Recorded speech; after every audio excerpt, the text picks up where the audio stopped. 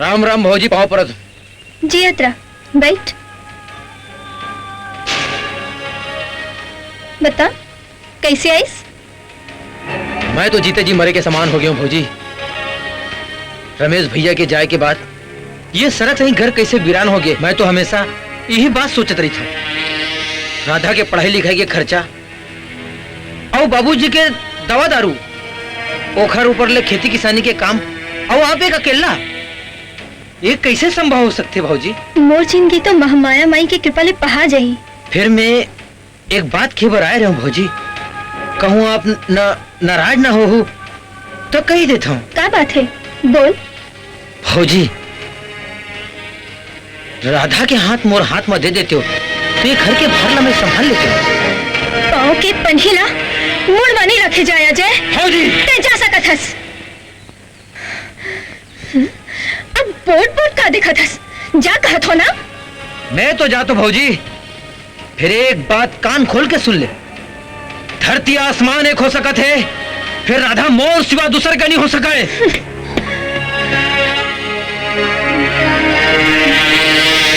भौजी, कहाँ है राधा?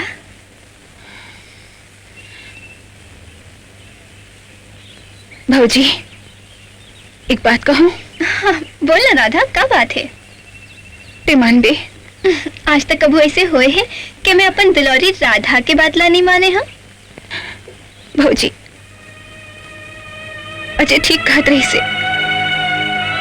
अगर अजय से मैं बिहाव कर ली हूँ तो ये घर के सब प्रॉब्लम सॉल्व हो जाए।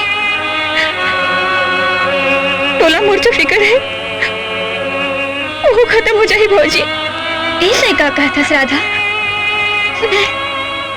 मैं दिन भर खेत में काम करता हूँ, मशीन चलाता हूँ और घर की सब जिम्मेदारी ला संभाले हो, तलापन बेटी जैसे पढ़ात लिखात हो, और ये सब कर्म व्यर्थ है राधा। काम में अपन घर ला नहीं संभाल सका, और तोर भैया तोर बार कत्ते बड़ा बड़ा सपना देखे है राधा, मैं वो सपना ने पूरा नहीं कर सका। और देख, आज के बाद मैं तोर मुँह ले कब्बू ऐसे बात दोबारा नहीं सुनूं, बता देखो। हाँ